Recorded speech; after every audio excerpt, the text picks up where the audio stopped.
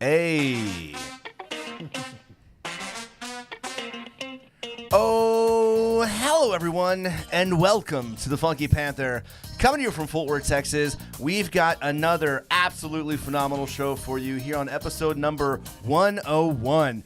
We got past that 100 threshold, and you were the first one after 100. Yeah. We've got Mr. Smoothvega here in the studio. Man. It only took 100 episodes to get here. Absolutely. But we're here. That's We had to right. make sure we ramped up, you know what I mean? Like we were ready for you, and here we We are. were planting the seeds all this time, you know what I mean? We had to get to that next echelon. We got to get to the next level to get you on. Yeah, Absolutely. I got you know, man. I appreciate you guys, man. I'm looking forward to it. Us too. Thanks for being here. So let's go ahead and get into it. Sit back, relax, and enjoy, everybody. I'm Chad. I'm Javier. I'm Tim. And we are The Funky Panther! Hey, you already know what it is, ladies and gentlemen. Nothing but illustrious guests. You got to come up with another word. You know what? They're not a show anymore. They broke up. They so broke I up. can say it you now. can stupid. You were I can saying it say before. Yeah, nobody, everybody, nobody really watches Desus and Mero anymore. So R.I.P. to them, their show. And again, nothing but illustrious guests here at the Funky Panther, number one Fort Worth podcast, number one in your hearts. We have Smoothvega in the house. We have got Smoothvega in the house. And I've talked about this day for a long time, and even like I've had a lot of friends say, "Man, you got to get him on." And I'm like, I want to get him on, but we're not there yet. Nah, we're but not, come on now. at that. You're the Funky Panther. Who came up with the name out of y'all three guys?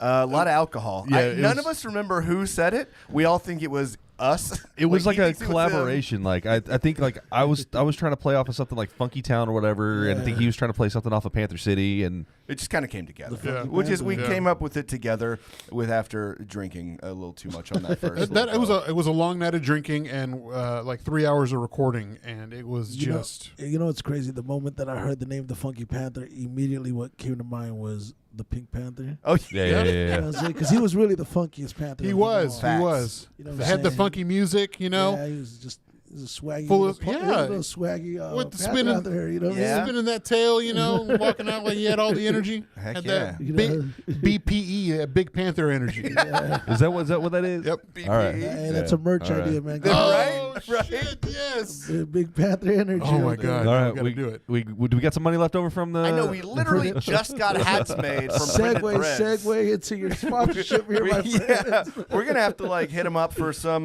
new merch. But Yeah.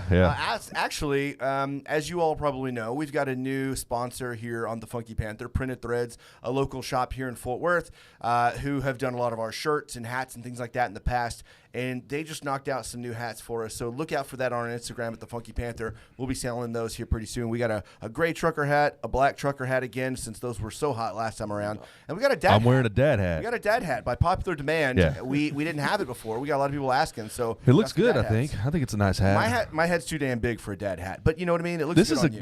this is a Grant hat, because we're gonna have Grant on. Grant likes his dad hats, and we're gonna have Grant on at the Dad. Tulip show that's coming up. We're going to have Dad on. We're gonna have Dad on. You know what? I think I'm gonna call him Dad. But Call now him we Dad. got to get BPE hats made. That's just There it's you gonna go, be what Big it Panther is. energy. There you go, man. That's what we're on today. Co-signed by Smoothvega. Yeah. So we met you first this time last year at the Louapalooza. That was the first time we Yeah, had met man. you.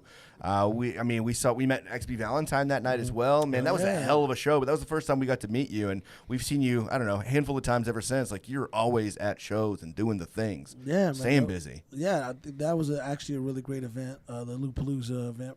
I didn't get an opportunity to attend this year, but last year was an amazing Yeah. event. Oh yeah.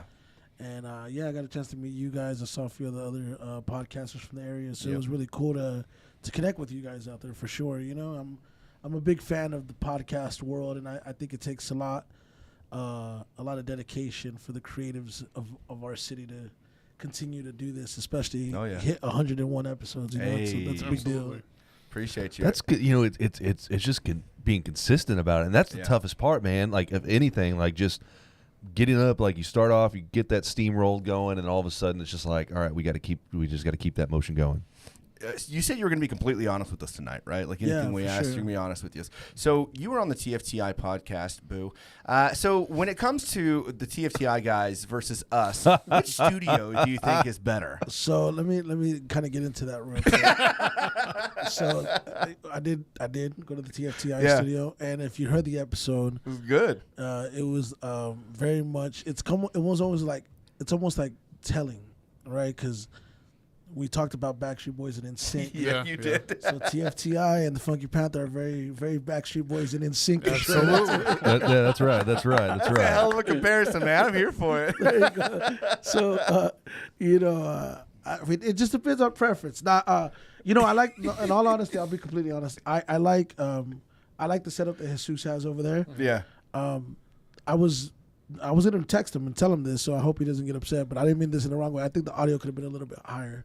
But I like this setup a lot. This setup is really dope. It has more of a I don't know. I can't really express the feel, but it just has more of a certain, like a talk show feel, more. Like, in my opinion. So I hear you. Theirs definitely feels comfortable. I always look at theirs and they're sitting on the couches. They're enjoying themselves. I kind of want to do that. It's comfortable. You know what I I kind mean? of want to do that. It's super cool. But you didn't know what to expect when you came around the corner, though. In here, did you? Yeah. No, I mean, have y'all been to TFTI? Yeah, twice. Yeah. I have not. Yeah. Oh man. I haven't either. You know, They don't invite the white guys. Just Javier. It's fine. I mean, they keep it nice and cold up there. It's, and, it's a nice house. I'll tell you that much. absolutely. I was very, very impressed. I was like, okay, so we're gonna you walk be. in there. so if we're comparing apples to apples, their parking is better over here. We got a whole parking lot back here, That's man. true. And we always got to, and I don't know, Chad tell you, it's always like park in the church. Yeah. Because it's like the parking lot here, the city did a shitty job. Yeah. The road's so narrow. But let me tell you something. Their daddy don't own the whole block. Oh, man, So let's just say that. Yeah. There you go. I mean, we got a nice house over there. Look, I love them guys. Man. We gotta rag on him a little bit because I don't know if you heard, but number one, we rag on this guy all the time because he came on there and he said that he hated us and that he likes their show better and he wanted to be on that show. I said, these guys kind of suck, but Yeah. I mean, I love the Funky Panther guys, but I'd rather be with TFTI. Yeah, because that's some exactly. of my, they're my people. Our own co-host here. Imagine if Man. Justin Timberlake tried to jump over the Backstreet Boys. Well, I just want to be real. He is definitely not the Justin Timberlake of our group. Hey, man, just saying. damn. Just saying. That'd be crazy, though, wouldn't it? Like You're more of just the jump skunk shit. hair guy. What was his name? The guy Lance that had the Bass. black and white. Lance, yeah, Lance. No. Chris Is it Lance? Kirkpatrick. Oh, yeah. Oh, my God. Christian Patrick. That's you. That's you, Oh, man. man. I can't even be freaking Joey Fatone. Oh, Fatone. okay. Come on, You can be man. Joey Fatone. Yeah, you can be. Everybody loves Joey Fatone. All right, so let's talk about what we did this past week. We don't need to get into individual stuff because we were already together, right? But I just want to take the time again to thank everyone that made it out to the TFP 100 at the Panther Island Brewing last Friday. It was insane. I cannot believe how much love that we got. We packed that bitch out. I mean, completely out. Yeah. And thank you to everybody. Like, it's not even worth mentioning each name because there were so many damn people there, and I was just gonna, mess it up and miss some names. But thank you, everyone that showed up and showed out. I mean, we hit up Nickel City later that night too. Just a hell of a night. I mean, the episode, meh, but the party. The episode was good. The episode was good. You were laughing a lot, but I laughed a ton. I was having a good time, man. It was one of those things that I didn't know what to expect. Yeah. I didn't know if we were going to have a whole lot of people show up. I didn't know.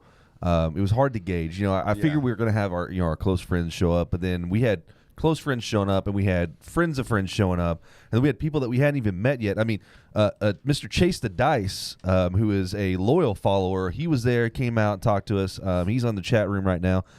So it was a really cool event, and I was honestly surprised. Yeah. I mean, we bought 100 cups, and we sold out. I mean, not sold out; they were free, but like we were out of those fucking cups like that. Yeah. I mean, people walked away without even getting one, so we had to have at least over 100 Yeah, people. I've got one of those things. I've got that imposter syndrome, right? I feel like we're not that good. Like, why would you come out and spend? But then they show up, and I'm like, man, this doesn't feel right. But I'm so happy about It's it. that forward love, Yeah, man. it is. We're just very fortunate. And thank you. Shout out to everybody that made it out. Sincerely, it means a ton to us. And we're just going to keep this rolling. I was telling Lou that we might be doing this every 20 episodes just because I want to have a party. Like, What? he was like, yeah, here's to the next 100. I was like, fuck that. Let's do this in 20. Next 20. Because it was such a party, man. Like, I just enjoyed myself so much. Like, why not get people together like that? And it was cool. The coolest thing, obviously, was seeing our friends, family, the people that we love the most. Everyone was there. But also seeing people meet for the first time. Like, seeing those connections being made. Yeah. Musicians meeting other podcasters and business owners meeting musicians. It was just like a crazy cool collective event that I just did not see happening. And it was cool to I want to apologize though because we had so many people there. I don't know if I said hi to everybody. Like, I really don't. And like, I'm sorry. Like, if I did not say hi to you and that broke your heart, then my apologies. I think they're fine. Okay, well, good. It really is good to see, though, Fort Worth help its own and be there for us, too, whenever, it was our 100th episode, and thanks to Andrew and Christy for being a part of it and coming on and, asking us questions. It was a lot of fun. Of course, surprised to see Lou over there and Ernie, the Trend guys. Thanks so much. And, here's to the next 1,000 episodes. Absolutely. Big Panther energy. That's right, baby. That's right. You already know what it is. Saying that's the next party, right? Hell yeah. It's going to be at Buck's Cabaret. Get ready. For that BPE. That's right. I bet you they'd be down for that. Oh, yeah, Absolutely, for they sure. would. For sure. Absolutely. 100%. So y'all want to talk about the next event we got going on? Yeah. You boys are hosting? Yeah, so we got Tulips coming up for 817 Day. Date is August the 9th. Yes. August the 9th at Tulips. If you missed out on the show that we had there previously, it's the same format. We're going to be interviewing some pretty amazing artists.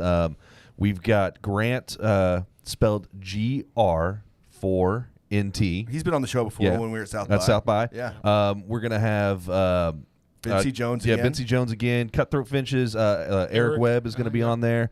And we have Avery Burke, which is a long time coming. We were trying to get her on the previous show. She had some stuff going on. Couldn't happen. So now we're going to actually have her on, which is going to be amazing. You've had a song with Avery Burke. That was a great song. Yeah. I appreciate it. Yeah, I was about to say, I don't know how long you guys have been up on Avery, but Avery's amazing. Oh, yeah. Yeah. She's amazing. She's I did a feature for the D magazine yesterday, and they're doing something on me for the September issue for the print, and they asked me the five artists that I would recommend her from Fort Worth, and I mentioned Avery. Oh, nice. And so I think Avery is a phenomenal talent. I don't know if you guys got a chance to go to her headlining show at Tulips. No, we You got to missed see her out. at South by. Oh, but you saw her and at I will South say, by, yeah, yeah. her live performance, her stage presence. She's a rock is- star. Energy. She's Her an energy. absolute rock star. She's a rock star. Fucking Yeah. crowd surfed. Yeah. It was great. Dude, it people was were great. going nuts. It Yeah. was crazy. It was a good time. But it's just like I've seen her over the past, year and a half, just continue to evolve and gain confidence as a performer, and she's just incredible. And it's not just that. She is also one of the sweetest people I've ever met. Absolutely. Yeah. Like 100%. It's almost like unrealistic, and it almost feels like, Yeah, like, can yeah, people yeah. be this nice? Yeah, and I think I'd only met her once, and then ran into her at Mass, and then she came and gave me a big hug and asked me how I was doing. Ernie show. Yeah, Yeah, Ernie's yeah. show, She and was so I was sweet. like, "Hey, it's great meeting you. How you doing?" But she's so perfect. Yeah, man, I wish there was more people like Amy. Absolutely, the world would be a Yeah. better place for it. So it's going to be great. We're going to have, all of them on. That's August 9th at Tulips. Show's going to start at, I believe, 7. I have to double check. Doors on that. open at 7. How Right. do I know? I'm not even going to be there, and I know more about the event. Look, man. Doors open at Oh, 7. Event starts It's at 8. yeah. You're not going to have Meigs. I'm going to be in Egypt, but you are going to have Robin from Corks and Cowtown Love Robin. co-hosting. Yeah, she's she's fantastic. She's going to be. Cheers to that. What is Yeah, it? What do we name her? Chad Thundercock. Yeah, she's going to be. She's Okay, yes. just better, Chad. Let's just go with that. She's going by Chad Thundercock for this one. So. And this is all in preparation for the actual 817 show Right. that Amplify 817 is putting on. And so all of those musicians are going to be performing on August 17th at the 817 show. So this is kind of in preparation for that. So you got 2 weeks of just fantastic shows, one at Tulips, and then where's the Will 817 Rogers. show? Will Rogers, right? the not the arena, but the auditorium that they got there. Yeah, so that's that's a cool. gonna be a good time. That's a cool spot. I wish they were using it more for like big music events. I mean, it really is a good spot for that. Oh, yeah. Yeah. So cool. Looking forward to that, gentlemen. So, Tim, you want to get into a little bit of news? You got a couple things to chat about. Yeah, let's go ahead and let's I'm going to just crank it. apologize right now for Yeah. what's about to happen. All right, let's go. And now it's time for news with Tim. Take it away, Tim. God, it gets worse and worse every time.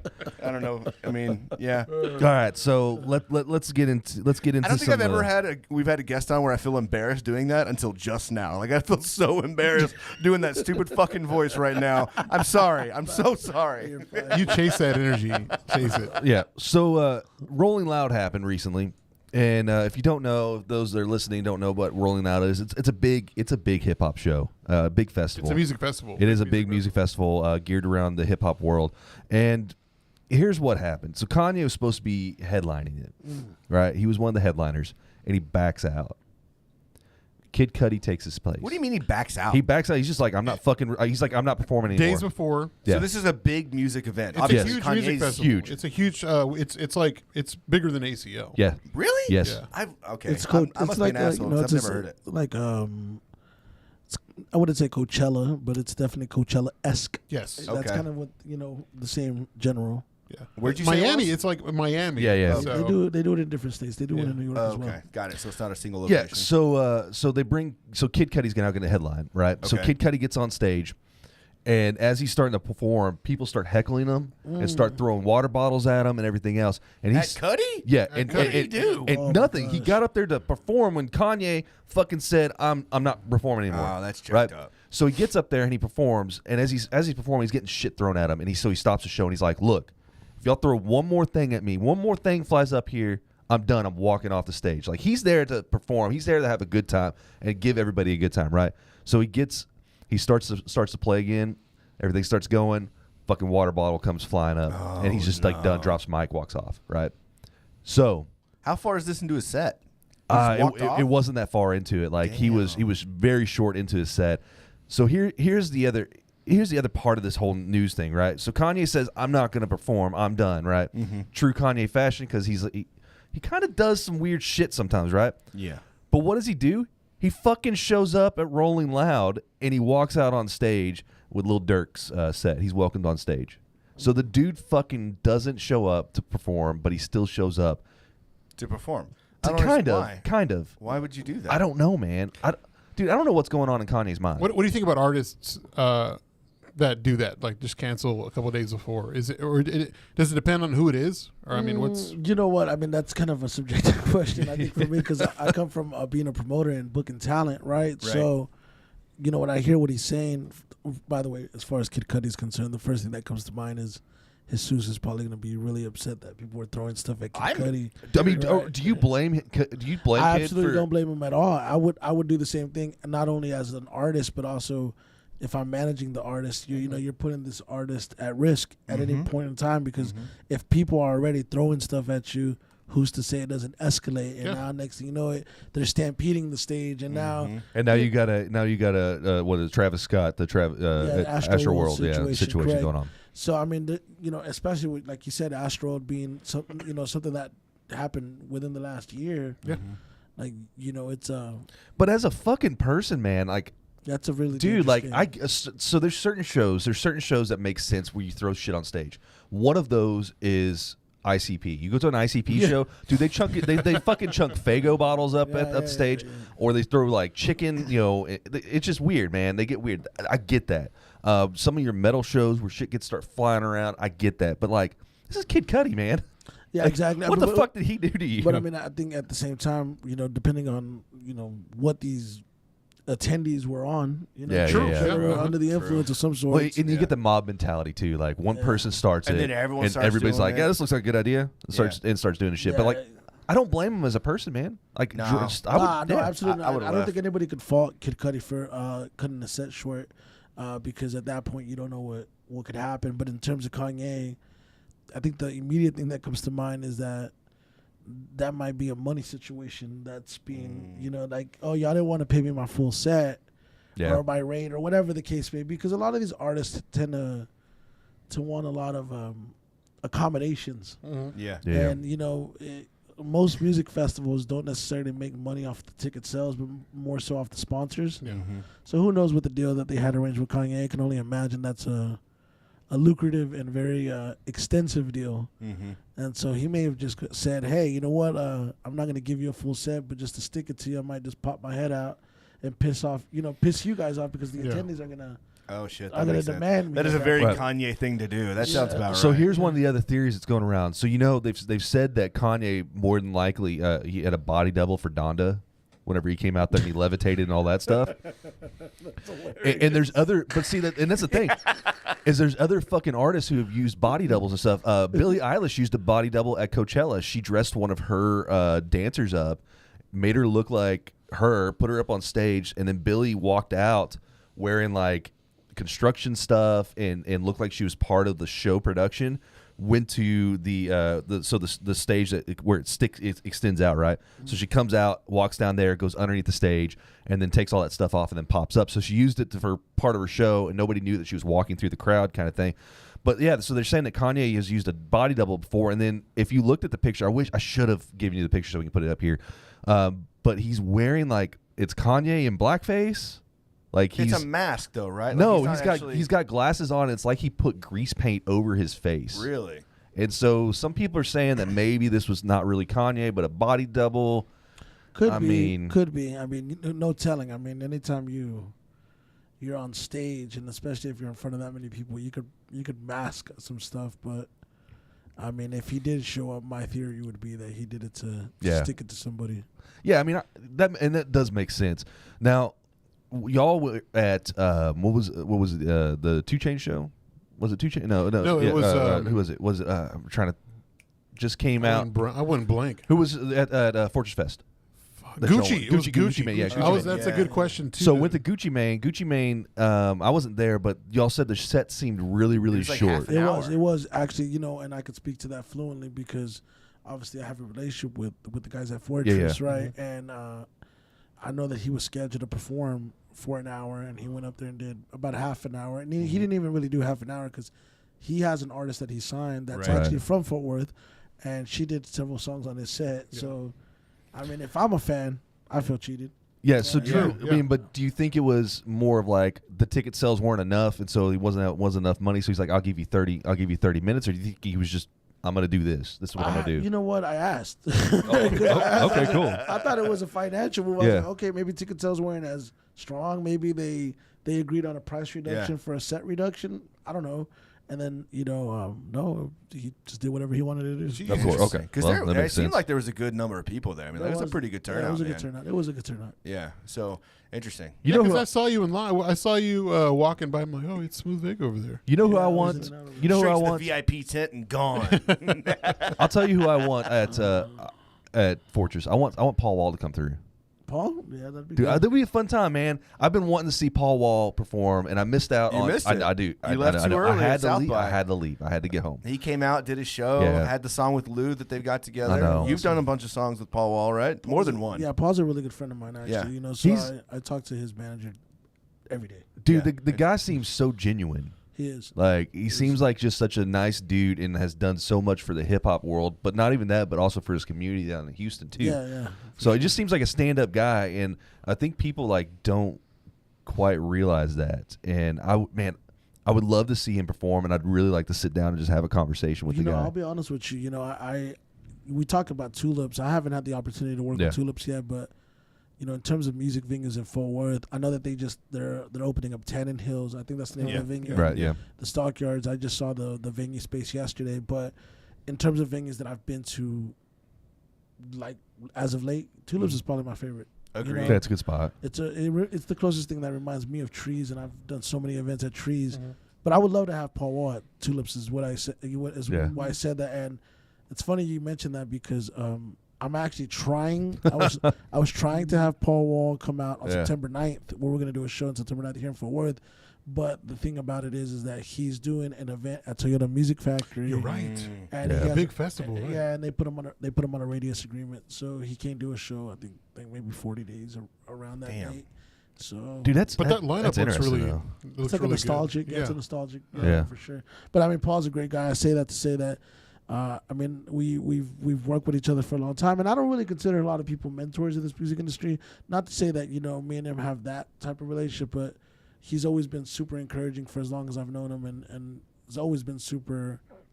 Like we mentioned XB Valentine earlier, like he did a song with her. Like whenever he saw me working with her.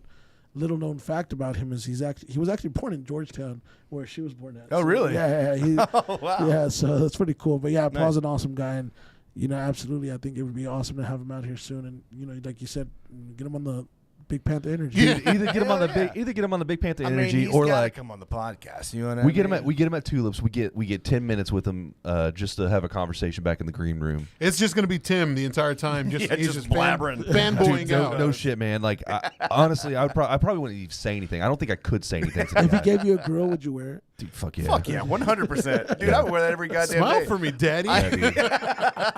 I'd would. wear it on my work calls, like just No shit, man.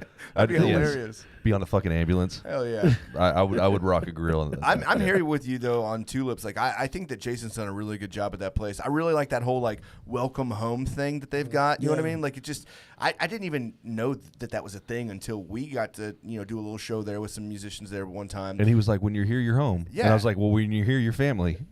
This isn't Olive Garden, dude. Bitch. Like I said, welcome home to Funky Panther. And it was like the coolest fucking thing Yeah, is it's dope. to see your name up on that sign and like Yeah. get that kind of love from a local place like that. And it's not just like local people, like anyone that rolls through, like they just, I don't know, they give people so much love. And I just really like that venue. So yeah, I'm I here mean, with yeah, you. the venue's awesome, and I mean, one thing, me and Lou Charles, we have, I mean, we've talked about this before, but he knows how adamant I am about live music when it comes to Fort Worth, and I've been around a long time, so I've seen a lot of venues and I've seen a lot of spaces, and we don't really have, or we haven't had, what I would consider like an identity when it comes to live music outside of Billy Bob's. Billy Bob's is the staple of all staples, but I've got an opportunity to create a relationship with Marty over there at Billy Bob's, and they have protocol and they have code over there. They absolutely do a great job over there, but they also know that they don't want to do anything off-brand. Yeah, True. they Yeah, cater yeah. to a certain Yeah. type. Yeah. Like he told me that he couldn't, like he was gonna book Snoop Dogg there, and I'm like, hell yeah, Snoop would have killed here. He's like, yeah, but we couldn't do it because it would confuse the audience. The audience that we have here is already built in. I don't Yeah, know. I'm like, Snoop's universal. Snoop can do anything. You know what I mean? This Snoop can isn't- do whatever. What are you talking 25 about? years ago. You Holy could shit. bill Willie Nelson and Snoop Dogg on the same lineup, and you would get a fucking badass crowd that Up would be in there. smoke. Yeah. Up in smoke. Yeah. 2022. All right. So Yeah, but you know what I mean. But I mean, like what I'm saying is that we don't have as much. yeah. Yeah, agreed. So I like Tulips. I think they're a perfect candidate for. That's a good question I have for you. I know we've got the other stuff to I know, talk I'm about. sorry. No. Hey, I So love this let's just close this out though, because that was the news I had for us. Just to kind of talk about. I Oh want yeah, you were doing news. I Yeah, forgot. I just want to end that segment. Let me just end that segment real quick. And that was news with me. Okay, perfect. Done. Moving on to you. All right. Yes. Sorry about that, man. No. You're good. It was. I love this open conversation. Yeah, And absolutely. especially having somebody that's that involved in this community and that music community to find out some of the subtle nuances that are happening behind the scenes. That's fucking So fantastic. let's like take fascinating. 2 steps back, though. Why don't you tell us a little about yourself so that the people that are listening in know a little bit more about Smoothvega? Because you're Fort Worth native, right? Mhm. Yeah, born and raised. So tell us a little about yourself, your come up, your music and all that jazz. So, man, it's a long story, but I would say just to kind of condense it and shorten Yeah. it, I made a decision pretty early on that I wanted to be in music. I make the joke all the time. I was like, man, like I wasn't athletic. I was a short, fat Mexican. So, I said music is kind of my choice of sport. That's what I dedicated myself. So as far back as I can remember, this is really what I wanted to do. I have a history. My family has a backstory and all that good stuff. But, I made the decision in middle school that I wanted to do it. And I was very fortunate to have a security guard at the time that worked at my middle school that was able to take me out of trouble because I was in a lot of trouble at the time, put me in a recording studio and give me that first taste of what it was to be, I guess, a rapper or a musician at the time. Yeah. And, this is 1998 at the time. So, it's not common to be in a space like Yeah. a recording studio. Yeah, that's certainly, really cool. certainly not at 13 and 8th grade. Like everybody else is like raving about whatever they got going. I'm like, hey, I'm going to the recording studio today. You know what I mean? But yeah, so I started off there and then just continued. And, I worked on a lot of music over the years. I launched my website in 2002. I recorded my first song in 2000, but I launched my website in 2002. And then that's kind of where it went, and then I just, I didn't really know what I was doing. I was self-taught, self-motivated, self-managed, self-everything. And right around 2004, I released a full-length project. And then, I started getting a lot of traffic on my website and started seeing some of my counterparts get recognition in like the publications like the Fort Worth Weekly and stuff. And I was like, what the hell? How are these guys getting, you know, all these write-ups and these awards and these accolades and these nominations? And I didn't understand it. Like it didn't register because I didn't understand how all of this worked. And so what I did was, at the time, my website's getting a lot of traffic, and I was starting to get a lot of like, I don't know what, like a little bit of fanfare, I guess you would say. And so I emailed the Fort Worth Weekly, and nobody responded. And then about a year later, I get nominated, and then I won the award in 2006, and then I won again in 2007. Hell yeah! I think from that point forward is when things started happening. Yeah.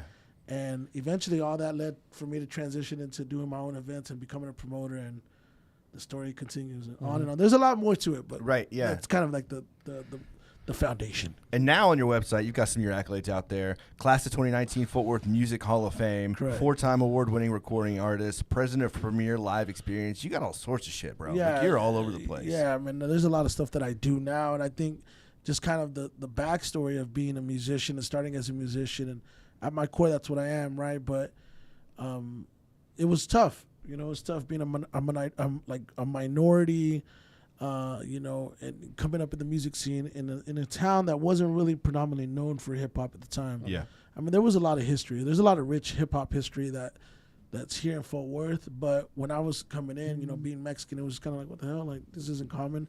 So I remember encountering a lot of things, you know, specifically one of my favorite memories that I like to share is that at the time when the Ridgely Theater was owned by Richard and Wesley. Oh, man. Yeah, that's way back. Yeah, okay. man. So I went to the Ridgely Theater, and I used to go as a kid. Yeah, yeah. As a kid, same. I used to get dropped off, and I used to watch movies over there. Like, it was a cool spot, you know. And I remember going there, and the marquee was just like, to me, that was like Madison Square Garden. Yeah, like, yeah. And I'm like, oh man, this is so cool. I want to see my name on the marquee one day. So whenever I got done recording my first EP, I remember I recorded it on White Settlement Road over there where Trend is at now. Yeah. The old Sounds Great Productions. And I took the CD and I went straight to the Ridgely. And I'm like, hey, I want to do a show here. And at the time, I'm 17 years old. Right. So I'm giving them the whole spiel about how I want to do a show here. And, man, they just let me know, like, hey, man, if we're going to do a show here, it's going to cost this much. And we're gonna have to have 8 police officers, and in their mind, they were doing no hip hop at all. So I think they had a very old school mentality, and they viewed hip hop as if it was still the '80s NWA fuck the police. Yeah. You know what I mean? Right. And so I just, you know, it took time. It took time to understand how to operate, to how to maneuver in the space, and eventually kind of grow with the scene. That's so crazy to me because I remember seeing so many like insanely hard rock metal bands at Ridgely. Yeah, they were the worst. Way worse than Dude, fucking I saw Pimpadelic. Yeah, I remember that. I mean, They come were on. nuts. Yeah, Yeah. that's kind of bullshit. But yeah, I mean, But at the time, they didn't know. And to their credit, to Richard and Wesley's credit, I'm not sure if Richard's still alive, but I know Wesley passed away several years ago. They eventually gave me a chance. Yeah. And they eventually, before they changed ownership, I did a few shows with them, and they loved me. Whenever on the way out, they loved me. Like Wesley would always call me Super Vega, you know. she put it in the print and everything. I got my opportunity to be on the marquee. It was 7 years after the fact, and I shared that story with them too. And you know, it's just like any other field. You just got to prove yourself. Yeah. Right. You know, and You had a goal. You know what I mean? And you made it fucking happen. And you know, not only in that space, but there's so many things that kind of I was able to kind of like learn over the years, right? Yeah. But it was a different time then too. It was just a different time. I was young, and you know, I was coming in at the time when the internet was at its inception. Yeah. I mean, I still tell people now. I was like, you know, technically the internet and social media is still in its infancy because it's only been around maybe 20 years. Yeah. Yeah. You know, but Yeah. I was there when it was like the beginning of it. You know, You were there. You were probably one of the people that gave your computer AIDS, getting like We were freaking downloading LimeWire, Smoothvega man. music on. LimeWire, yeah, LimeWire. Yeah. But you know, the thing about the music stuff, I think that was really interesting is, I don't say this like, you know, as a harsh critic or whatever, but I wasn't polished. You know, I was self-taught, so I would say the first 5 to 6 years of my recording career, really the first 8, were really, really rough. You know, like the early recordings were were pretty bad, you know, and I didn't know how to really create music. I understood the concept of rhyming, but I didn't understand the concept of producing music, and didn't understand the concept of post-production, didn't understand the concept of really like creating. Yeah. And then I met somebody years later, and then they started teaching me, and eventually that led for me to meet Chico and Music and Focus in about in like probably 2010, 2011, and that became the beginning of the next chapter of really establishing the sound. Like now I feel very confident in not only knowing how to create music, and it's funny because I'm older now, I'm 37, and I'm like, man, I could have, if I knew what I knew now, then I could have been like I could have done so much things, but now I'm in a position to where I'm able to pay it forward to other talent. So putting in that work though, like having to learn, having to teach yourself. I mean, do you think that, of course, that helped you right in the long run? It just like made you equally appreciate your artistry? Yeah, for sure. I mean, I think it's just kind of the classic case, guys. You know, the longer it takes to get somewhere, you know, I'm a firm believer that you leave the way you come in. So if it takes you a long time to get there, you're gonna be there for a long time. Yeah. And it's, you know, y'all were talking earlier about consistency, about the podcasting and just staying at it. It's the same thing. It was just staying at it. And there was a lot of times where I never really questioned the future. I knew that this was what I was gonna do in some capacity. But I was just very like, okay, it's happening slower than it needs to. Yeah. And then throughout the years, like I was able to witness certain things firsthand. You know, the first Fort Worth Weekly Awards that I had ever attended in 2006, when I won, Maren Morris was nominated and she won. Wow. And I remember seeing her perform, and I was freaking just floored. And I've shared this publicly on Twitter. I said, you know, the same feeling that I got watching Maren is the feeling that I get watching Avery, right? But what was really crazy about the Maren situation was after we won the award, there was an artist that was upset because there was another artist that was nominated in the same category as me and in the same category as her. And I don't remember, she was like a female rapper. And so when me and Maren won in our categories, this girl goes online and slams both of us. Wow. No, which was really cool. Let me tell you why. Because I was able to create a relationship with Maren's dad out of that. And so the next year, we get nominated again, and now we're campaigning, and I'm all over my MySpace page at the time. Vote for me, vote for Maren Morris. And Maren was doing the same thing, directing her fans to vote for her and vote for me. Yeah. And they were going, and so that was one of my favorite memories because now she's winning Grammys. Yeah, yeah. No And she's on President Obama's list of music to listen to. As is Leon Bridges, Yeah. you know. And, That's and, insane. And those are the stories that I see, you know, like I've been able to see the ascension of Maren Morris, the ascension of Leon Bridges. I was very close in seeing these things from the origin, right? Snow the Product, you know, Snow the Product she was residing in Fort Worth when she got signed to Atlantic Records. She may have not been a Fort Worth native, but she was living in Fort Worth on Hewlin Street, to be exact, and then eventually moved to Haltom City from 2008 to about 2014, 2015. So, like, there's some really cool things that you see, and as you start watching your counterparts go, you're like, man, you know, this is really, you're a lot closer than you realize. It's important not to go blow people up, I think, is the moral of this story. Like, don't go talking shit because you didn't get the award. Like, just, you know. Hey, who was that We're artist? such a close-knit community here in Fort Worth. Does that artist still perform? I don't think so. I think the artist's name, I'm almost positive, I think her name was MC Router. Router, like a computer router. Well, She was like a nerd rap. That's probably why. interesting. I'm gonna be honest with you. Like sometimes, like Well, it also sounds she was hateful. So. yeah, but sometimes like you have to market yourself, and sometimes like that means a name change. You know. For all I know, Her name is now Lady Gaga. Right. That'd be crazy. Like, Dad, that's Lady Oh, Gaga. Shit. My bad. I didn't realize it. All right, so you talked about Fort Worth. Every time we have a guest on the show, we do a little something called the Funky Five. And so we ask you 5 kind of quick fire questions. They're kind of like your personal favorite things, but they're mostly related around Fort Worth. Okay, got you. Sound good? Let's do it. All right, so question number 1. What is your absolute favorite Fort Worth restaurant? That's a tough one because I knew you were going to ask that. That had to be in the top 5. I was like, if he's going to ask me a top 5 Fort Worth question, food is definitely going to be involved. I saw that video at the taco spot. It's I mean, that probably shit the looked taco, good. it's Yeah. probably the taco spot, man. Honestly, you know what? Like, I'm a fan of independent businesses, first and foremost. If you're an independent business from Fort Worth, I support it. There's a lot of them, but if I had to go with Mexican, it would probably be Taqueria Ruby, which is in Diamond Hill, which is where I'm from, North Fort Worth. But there's also some places in South Fort Worth as well, and then also right here, I saw that they just published an article today the Star Telegram about West Side Cafe on Cambui. Oh, yeah. yeah. Yeah. The place has been they put a staple. They just put a mural up there, and I like the chicken fried steak there. So, Yeah. you know what I mean? Hell yeah. Nah, but I would say Taqueria Ruby or, Taqueria Ruby. Okay, awesome. And that's up. Westside Cafe's got really good chicken and dumplings too. But the taqueria is up in North Fort Worth. North It's Fort Worth. in Okay. North Fort Worth, yep. Yeah, cool. Favorite Fort Worth drinking spot? Now we know Have you to be don't drink, I don't drink. So, coffee. but any type of Agua fresca, you know. It could there you be- go. Man, I don't know, man. I might have to bypass that one. I don't have a favorite drink. Beverage? what's your favorite beverage? You drink a lot of water? No, I mean I've been trying to drink a lot of water Yeah. lately, but because I've been stress eating, so I think I've been. And I was very addicted to soda, so I would say, you know what?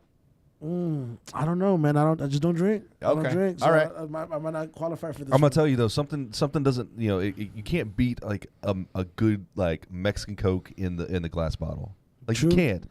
Like there's something about it. So But I mean, it's even better when you're going hand in hand with some tacos, though. Like, Yeah. I mean, just having a Mexican Coke, okay, that's all right. But you Barbacoa get and some Big Red? tacos, hell yeah. Yeah.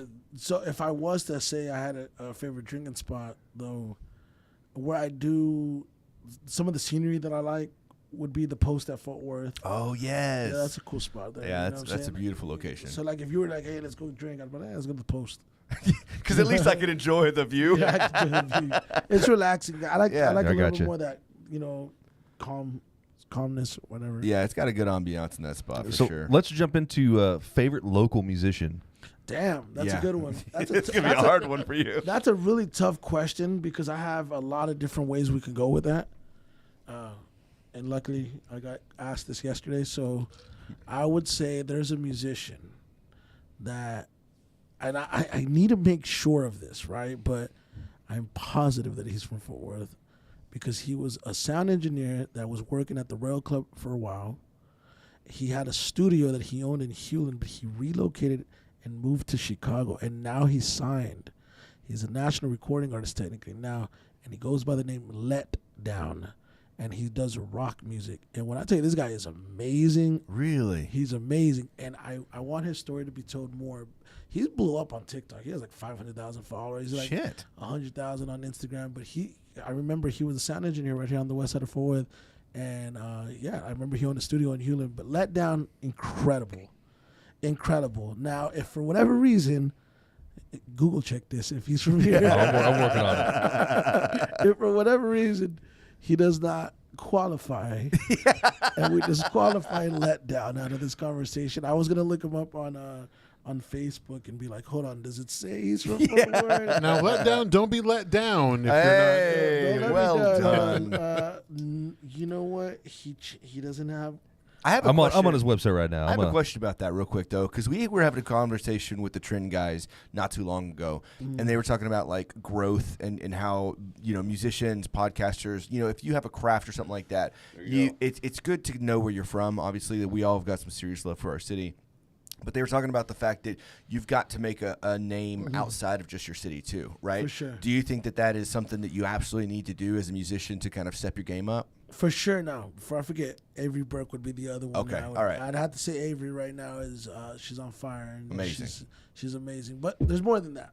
Just for the record, Andrew Sullivan. Oh my gosh, have you heard Andrew Sullivan? Yeah. Andrew Sullivan's a bad man too. All right, sorry. So the question: is it important to go to outside of the city to have success? I think yes. I think it is.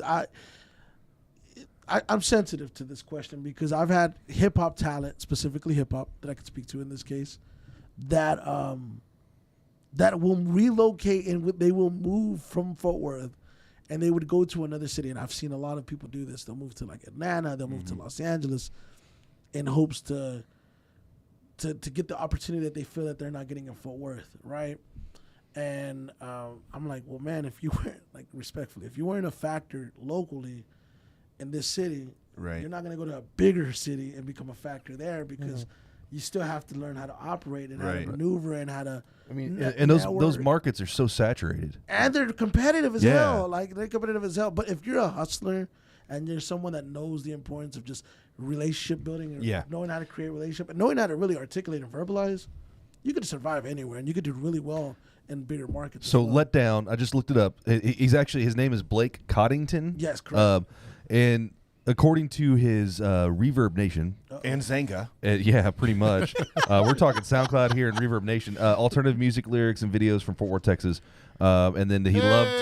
Nailed it. He's like, and then my name is Blake. I own a studio. This is on SoundCloud. I own a studio in Fort Worth, Texas. I love to record, mix, master, and produce music for anyone and myself. Drop in, let me know. Nice. Okay, so before we leave this interview, I'm gonna play at least one song from it. I just want y'all to check them out when y'all get a chance. Okay. But Yeah. Let Down is amazing. I'll have to check them out. I think when I was talking about the Trin guys, they were not talking about like living in a place. I think they were talking more Like about just like doing shows? just doing shows. Because I know Lou went to like California and they fucking loved it. Like Yeah. he just went boom out there. Like Yeah. I think I mean that's kind of I think where they were going. And I was with that. there. I was there at the events. Oh, were with you? Lou. Yeah, I was there with the events with Was Lou. it as big of a deal as he said it was? No, 'Cause it he said it was was. an amazing show. No, it was amazing. Okay. We did Lou. we did 3 cities actually. Shit, I was with him. We rode from Santa Cruz to Berkeley, and then we ended up doing the last show was in Pomona, and I know he did great. Yeah. He did great in every city, but he did great in Berkeley and in Pomona. But I remember just vividly going, man, he crushed it in Berkeley. And that's a whole new group that you've just Yeah. now gotten to start Shit, following man, you know? And that Berkeley show is right on the UCLA campus. Yeah. You know, pretty much. So yeah, he did amazing, and me and him had several conversations about that. Whenever you're able to do shows in different markets and you're able to be exposed to a new audience, like it's very important. I think you need a tour. You got to. I mean, you can pigeonhole yourself here in Fort Worth, or you can pigeonhole yourself anywhere, wherever you're going to be at, right? But if you're not touring, you're not getting out there. But look at like the TikTok stuff that's always happening, man. You've got bands that like I never would have heard of probably, and then I scroll and I come across a song that I really like, and I'm like, who's these people, you know? And then they blow up and they're getting radio play and everything. So it's no longer. It seems like in the industry, it's no longer like having to like. Here's my demo. Here's my demo. Like in the back in the old days where you're having to give those demos out and all that stuff.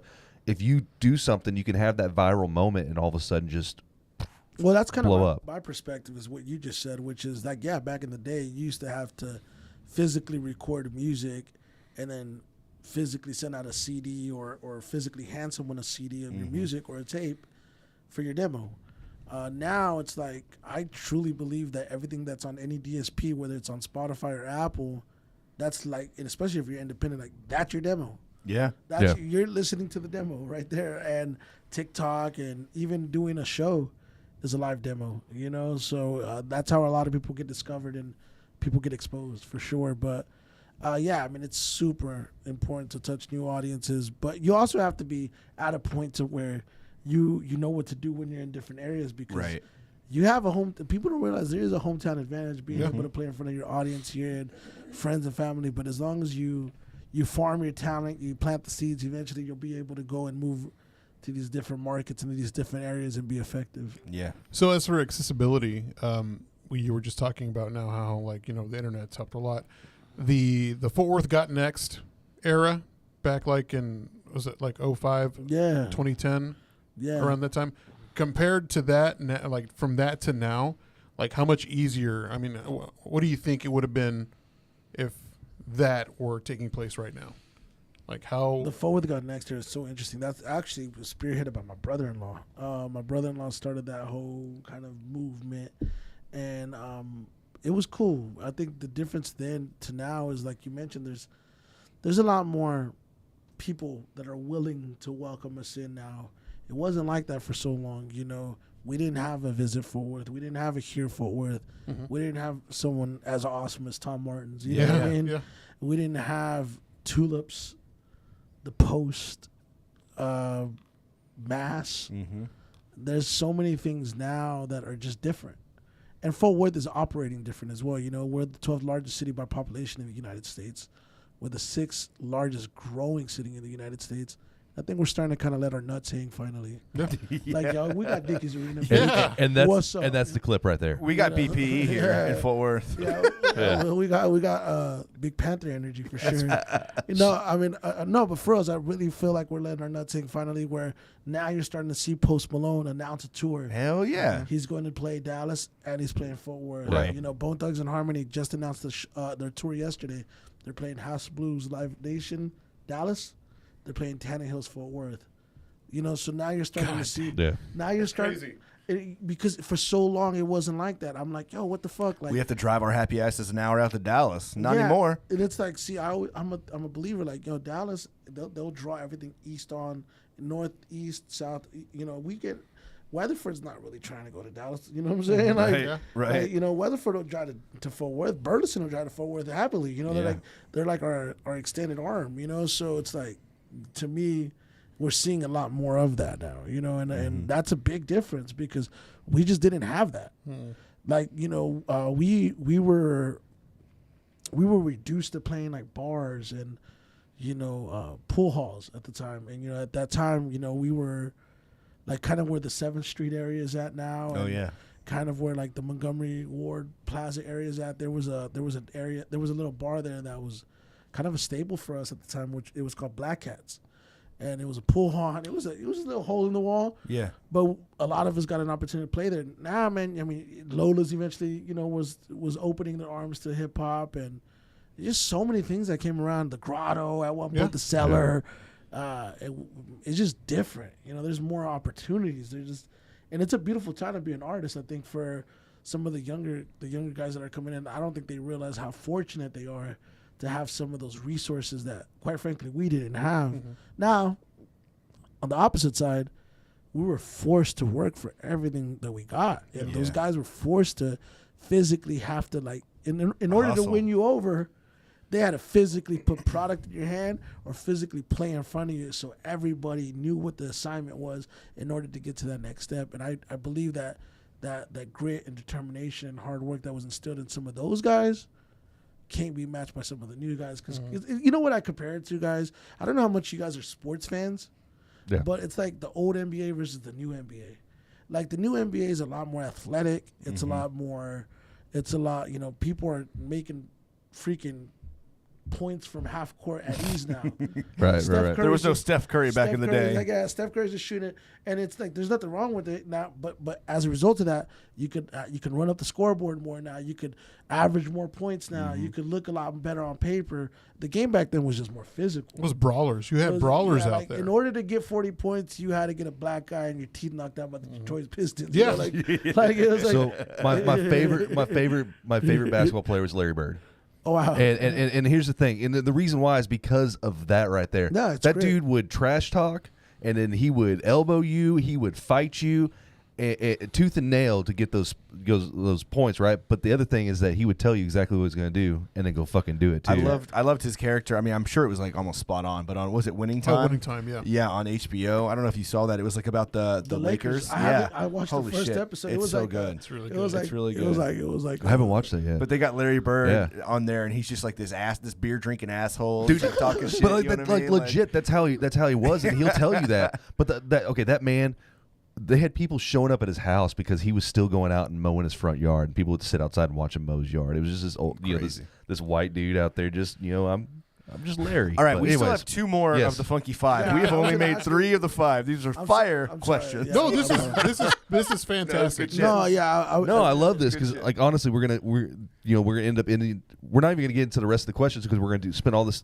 time with this, and it's great But it's good conversation. Well, content, all I bro. was trying to say was the physical NBA versus the new NBA is kind of like we were forced to be physical then. Right, Yeah. right. Now it's like they have all this other shit, so they're making points from half court now, and they have social media to where they can have 100,000 followers on Instagram. We didn't even have Instagram then. You Yeah. know what I mean? So Did you have to physically go to the radio station and say, play this? Yeah, we had to, and there was I had some experiences where I sat outside. The DJ's like, "I'm gonna play your record," and I told all my friends and posted it on whatever website I had at the time, and they didn't play it. Yeah. So imagine that. Like, there's a lot of rejection. Yeah.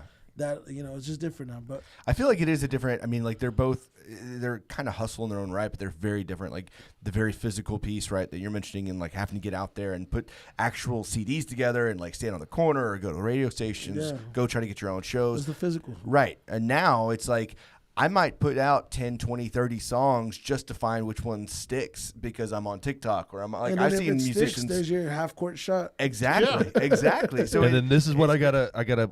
Okay, this is the style. and then I'm gonna and you Yeah. roll with it. Yeah. You- Backwards with Stranger Things and the song that they put out with Kate Bush, and now that song from the 80s, she made like $3 million off of that from the Nuts. playbacks. So I mean, She thought she was done with her music career. All right. Yeah, that's the So- story. Question number 3. We got Four. This is 4. So I don't know if you listen to podcasts or anything like that, but do you have a favorite podcast? It doesn't have to be us. It can just be any podcast that you might listen to. In Fort Worth? It doesn't matter. Oh, Just you're in talking general, about yeah. everybody, Yeah. What do you like to listen to? Right now, I'm listening a lot to The Pivot. I don't know if you've watched The Pivot. That's a really good. It's more of a sports-based podcast. Okay. I'm a big fan of what they've been doing. I was a big fan of All the Smoke, which is another sports podcast as well. Big fan of. Damn, I realized I listen to other sports podcasts. Yeah, man. But that's what you're into, so that's what you're into, right? No, I mean I listen to some of the music podcasts, like the Joe Budden podcast. Obviously, I'm a fan of Joe Budden's podcast. I wasn't originally into Joe Rogan's podcast, but I started watching a little bit more of Joe Rogan. I was a huge fan of the Mike Tyson, though.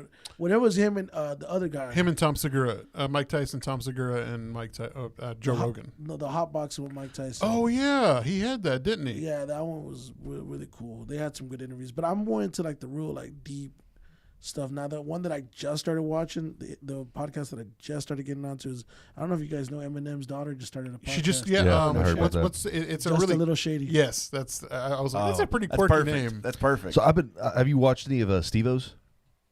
So Wild Ride with Steve-O, check him out. He's got some short. You can watch the whole thing, but like just YouTube, look at some of the short stuff because he's got some pretty cool people who come through, and he's got some pretty cool stories, interviews, and stuff like that. That's one of my favorites right now. Chris Jericho's podcast, Talk is Jericho, was cool, and then there was another one that I had heard that I was. Chris Jericho's I got a love Chris podcast. Jericho. Yeah, Oh, man. actually, he was probably one of the top 5 rated there for a while. Really? No shit. Yeah, I have he to was- check it out. You still play with Fozzy? He's still Yeah, playing he's been doing Fozzy. music? And then last one was the Rick Rubin podcast. He has a Okay. podcast that he did. I remember I heard his episode with Andre 3000, and that was a really, really great episode. So I'm, just different. Cool. Just depends on the day. Do you listen to sports radio at all? No, I don't. Okay. My sports radio is like FS1 when I watch like Undisputed with Skip Bayless Okay. and Shannon Sharp. So you're anti Stephen A. I'm not anti Stephen A. I actually like Stephen A. and Skip Bayless's chemistry, Yeah. but I didn't. And I was a big fan of Max Kellerman because I'm a boxing fan. Yeah. Oh, But I didn't realize how much I really gravitated towards Skip Bayless' style of like his just style in general. yeah. So I feel like he's the anchor because he's made Shannon Sharp just as good as Stephen A. Stephen A. Yeah. So I'm a fan of Undisputed more than First Take. Did HBO fuck up by getting rid of boxing? Oh hell yeah! But you know what? I would say this: like, I don't want to say they fucked up. They did the best move financially for them because it's expensive to host it, and they weren't making any money. Yeah. But what I will say is that nobody's been able to touch the production value that HBO has been able to present for boxing since. Did you know the last fight Max Kellerman called was the one from Creed 2? Damn, possibly. He was at the last telecast though. He was. Well, technically, like when you think about the last showing was he was on Creed 2, and they're like, Yeah. that's the last fight they, was All an right. HBO production. So last question. Last question. All right. I'm going to paint the picture for you, okay? Mhm. So this is pre-Netflix, pre all that stuff. You're sitting down, you got your TV on, you're sitting there scrolling through like channels or scrolling through that TV guide that was on DirecTV or whatever. And you see this movie and it's like, it doesn't matter where it's at in the movie. It's not one that you can just start at the beginning. It's on, right? But it doesn't matter. You're going to sit down and watch that movie no matter where it's at. What movie is that? Rocky. Rocky? Yeah. Like the Yeah. first one? The Rocky, yeah. Yeah. Rocky's my favorite movie of all time. Easy. But the first one is the first one though. Rocky, the first one is my favorite one. It's untouchable, Yeah. you know? So what's his face? Sylvester Stallone is he's actually kind of mad about the whole Rocky situation right now. I didn't know that. So he wants, man, breaking news, right? So Did we go back? Bring the music back. No, please don't. Chad, we need you to do your voice. No. So Sly's wanting he wanted the legacy for his kids, and he doesn't own any rights to Rocky, That's even insane. right. So he's kind of trying to fight for that right now because he wants to leave something for his kids whenever he dies, especially with like all those movies that are kind of making these resurgences like Ghostbusters and all that stuff that's happened. Yeah. So that's what he's hoping would happen, but he literally has none of the rights whatsoever to Rocky. That's crazy. Yeah. He, I mean, man. he And he is wrote it. Rocky. He did. He wrote it. He wrote And it. he demanded to star in it. Or he wasn't going to. They were trying to get I think who was it? Not Burt Reynolds. Who they were trying to get to play Rocky? I forgot who it was. I think it might have been Burt Reynolds. it wouldn't surprise me for that time period, like Burt Reynolds or what's the other guy's name that's Ray Liotta, maybe. got the mustache too. Burt Reynolds, and there was another guy. I wouldn't. Whatever. Anyway. But yeah, no, I mean, the man had to make softcore porn to finance that movie. So I think like whoever's his production company was or something along those lines. I think they're the ones who. Erwin Winkler was the guy with the production. Yes, guy. he owns the rights. Yeah. But That's yeah, crazy. Rocky is a great fucking movie, like top tier, like one of the greatest one of the greatest movie sagas. Yeah, no, for sure. I mean, I think that movie, Bloodsport, but with Jean-Claude Van Damme, anytime I watch that movie, I don't give a shit. I'll watch it all the way through. I know the movie's not really that great, but it's just nostalgia at that point, Yeah. you know. See, my mom owned a record shop, you know, and my mom owned a record shop in North Fort Worth, right here on Main Street, and we used to rent movies out. So we rented American All right. titles out. So Yeah. I watched a shit ton of movies, but Jean-Claude Van Damme was my favorite action star, and Bloodsport was the movie that I would always watch. And so it's like one of those movies, like I know every line to the movie, but I'll watch it no matter where I'm at. Yeah. Like, That's how I feel about Last Action Hero. Yeah. Arnold Schwarzenegger. That's one of my all-time favorites, man. dude, I forgot about Last Action. Dude, it's such a stupid movie, but man, it's so good. There's so many stupid movies. Yeah. Like I like the Naked Gun. Remember Oh that? yeah. Yo, is he still alive? Oh, he's dead. No, He's no, dead. no, no, no. Leslie Nielsen. Yeah, he's he dead. He was a was- funny motherfucker, Yeah, man. he was. Spy Hard was fucking Spy Hard- hilarious. Spy Hard was dope. We would just used to rent those movies, Spy man. And Hard was badass. I can't believe my parents let us rent those because they didn't know. That dude was dope, man. Yeah. He was cool. So tying back into What's the password? New England clam chowder. Red or white? Or red or white? White. So tying back into the question about like dealing with like an artist like Kanye or something like those. So you're always like every time I've seen you, you seem like you're cool, calm, collected. I'm not. You're not. You're. This is the most It's calm the I've been. perception. Yeah, This it's is the the perception. Right? This is like the calmest I've been in a very long time. So- because I've been stressed. I don't smoke weed, but I feel like I'm high right now. Is there anyone that you would lose your shit over though if you met them? I don't know, man. Like any artist? I that you think just for the like- most part, I could keep my composure now Yeah. around just about anybody. I think at one point I would say Vince McMahon was probably going to be the guy that I was like, oh, if I meet him, he's like, Oh hell yeah! Did he just retire? Like finally, like He had to retire. he had- yeah, oh, he had to retire. That's a very touchy subject. okay. my friend. All right, we won't talk. Whoa! Let's not. First off, don't come at me with like that. Let's not bring that up on the podcast. No, guys. he's like, no touchy, literally, no pun intended. Yeah. All right. But no, for the longest, I've always said he's my business influence. You Yeah. know? So Vince has always been someone I looked up to from a business perspective. And so, but Because I mean, you've met some pretty interesting people over your time, Yeah, and that's what I'm for saying. Like you've crossed paths with some pretty cool people, and it's always kind of like one of those things. Like, who would the person that has crossed paths with so many, like who are you gonna like fanboy over? Eminem probably. Eminem, yeah. Eminem for sure. I feel like even up to a certain extent when I met Ice Cube, and it was kind of in passing. I was with Paul Wall. Wait a second. You met Ice Cube? I met Ice Cube, and I was with Paul Wall. So this is the funniest story, right? Because we did a show in Arkansas, and I had the DJ that's now Paul Wall's touring DJ. He was working for me at the time, and I connected him. So now he's that was kind of a little cool story there, and we went out there. And when I met Ice Cube, that was probably the first time I ever got that feel like it felt like he just walked off of a TV screen and was right in front of you. Like, is that Ice Cube? That's actually Like, are you real? Yeah. And I had never felt that way. Was your heart beating like kind of? No, not necessarily. I just felt like it just felt Like, surreal. are you? Okay. It's like, are you fucking with me? Like this ain't. Yeah, this it can't just be. kind of felt like a dream a little bit. But I think, but I didn't even fanboy when I met him. I was like, oh my gosh, it's Ice Yeah. Cube. I think the fanboy out of me would be, I don't know if it would be even Eminem so much. I think I'd be a little bit like lost for words. Yeah. Man, yeah. But that's the thing, The it's like- Rock, maybe The Rock. You know That's what I I'm saying about you, though. You seem like you got this cool, calm, collected, composure. So handle it. so Yeah. you can handle it. Like man, I would lose my shit if Shaq sat down right here. Oh, no, okay, I take it back. That you know, it's funny you say Shaq. He's my business mentality. I love the way that guy thinks. Shaquille O'Neal. Oh man, I like you guys. You know what? I take it back. TFTI is no longer. Hell yeah! Fuck those guys. No, anybody that knows me, Shaquille O'Neal is a soft spot for me, man. Like Shaquille O'Neal is the reason why I started watching professional basketball. Yeah, same. And I grew up with his posters on my wall, with his action figures, buying his shoes. My mom bought me for my 5th grade, my birthday in 5th grade. She bought me the zebra shoes, the Shagnosis. Yeah. Uh-huh. And so like I'm at a point now where I'm like trying to like get everything that I own now as an adult. I went to the mall yesterday. I saw the Shaquille O'Neal shirt, and I was like, damn, I want to buy this. Like, but Shaq is by far like, yeah, I probably would catch. You know, I'd be a little fanboy. So here's what we gotta make happen.